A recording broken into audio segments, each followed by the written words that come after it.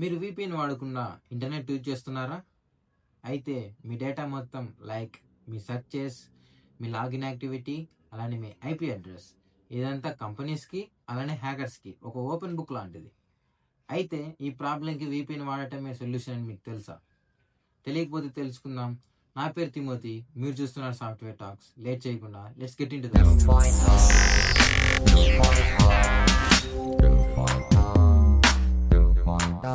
So, అసలు VPN అంటే ఏంటి? ఎందుకు యూజ్ చేస్తారు? ఎలా యూజ్ అవుతుంది? అని తెలుసుకునే ముందు అసలు వీపీఎన్ యూజ్ చేయకుండా ఇంటర్నెట్ బ్రౌజ్ చేస్తే ఏం జరుగుతుంది? అది తెలుసుకుందాం పదండి. సో, ఫర్ ఎగ్జాంపుల్ ఇప్పుడు మనం అమెజాన్ వెబ్‌సైట్‌ని విజిట్ చేయాలనుకుంటున్నాం అనుకోండి. ఎలా విజిట్ చేస్తాం? ఫస్ట్ క్రోమ్ బ్రౌజర్ ఓపెన్ చేసుకొని సెర్చ్లో www.amazon.com అని సెర్చ్ చేస్తాం. అప్పుడు మన వెబ్సైట్ అనేది మనకు ఓపెన్ అవుతుంది. ఇది చాలా సింపుల్ అండ్ అందరికి తెలిసిన విషయమే ఇది. బట్ మనం ఏదైతే సెర్చ్ చేశామో అది ఎవ్వరికీ తెలియకుండా ప్రైవేట్‌గా జరిగిందా? The answer is no. ఎందుకంటే మనం ఆన్‌లైన్‌లో ఏదైనా సెర్చ్ చేసినప్పుడు ఫస్ట్ మన రిక్వెస్ట్ మన డివైస్ నుంచి డైరెక్ట్గా మన ఐఎస్పికి వెళ్తుంది. మన ఐఎస్పి నుంచి మనం ఏదైతే వెబ్సైట్ విజిట్ చేయాలనుకుంటున్నామో ఆ వెబ్సైట్కి వెళ్తుంది. ఇక్కడ ఐఎస్పి అంటే internet service provider, like Jio, Airtel అన్నమాట. సో మన ఐఎస్పిస్కి మన ఇన్ఫర్మేషన్ మొత్తం తెలుస్తుంది, లైక్ మన రియల్ ఐపీ అడ్రస్, మనం విజిట్ చేసే వెబ్సైట్స్ లిస్ట్, మన location, everything about our browsing.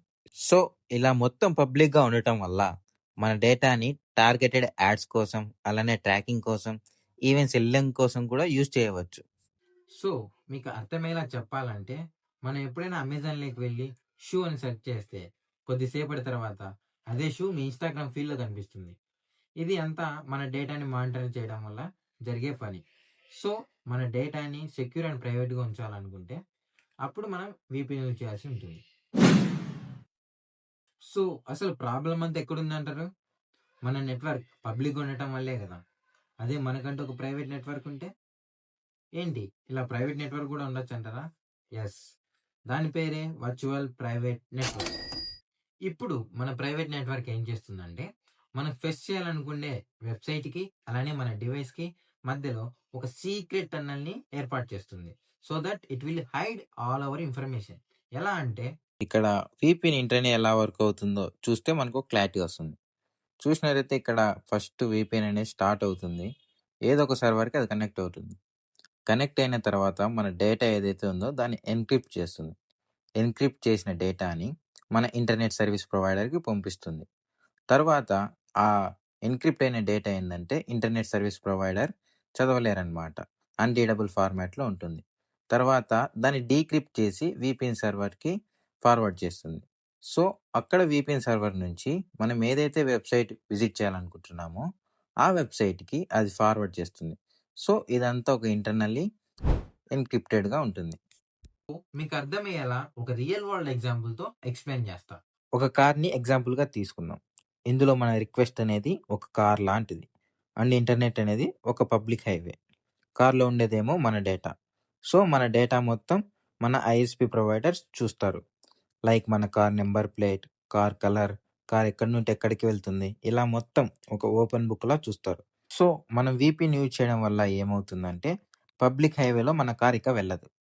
ఎందుకంటే మనకంటూ ఒక ప్రైవేట్ టన్నల్ క్రియేట్ అవుతుంది. అందులో నుండి మన కార్ ఈజీగా డెస్టినేషన్ రీచ్ అవుతుంది బై చేంజింగ్ ఎవ్రీథింగ్. అంటే మన కార్కి new number plate, new colour, ఇలా కొత్త ఐడెంటిటీ అనేది క్రియేట్ అవుతుంది. సో దట్ మన కార్ ఐడెంటిటీ మొత్తం మారిపోతుంది కాబట్టి అది ఎక్కడి నుండి వచ్చింది, ఎలా వచ్చింది అని ఎవరు ట్రాక్ చేయలేరు, హ్యాక్ చేయలేరు. ఒకవేళ ట్రై చేసినా వాళ్ళకి కంప్లీట్గా న్యూ ఐడెంటిటీ కనిపిస్తుంది. మన ఐడెంటిటీ మారిపోతుంది కాబట్టి మన రియల్ ఐడెంటిటీ సేఫ్ అండ్ సెక్యూర్గా ప్రైవేట్గా ఉంటుంది.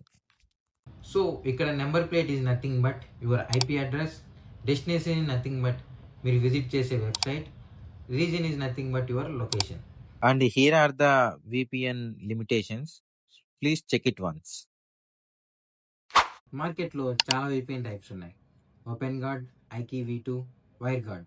వీటిల్లో మీకు ఫాస్టెస్ట్ అండ్ సెక్యూర్ కావాలనుకుంటే వైర్ గార్డ్ని కన్సిడర్ చేయండి.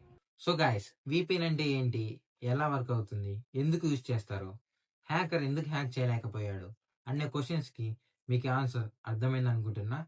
సో, ఇలాంటి వీడియోస్ మీరు మిస్ అవ్వకుండా ఉండాలనుకుంటే ఇప్పుడే సబ్స్క్రైబ్ చేసుకోండి. మరిన్ని మంచి వీడియోస్‌తో త్వరలోనే మీ ముందుకొస్తా. Until then take care.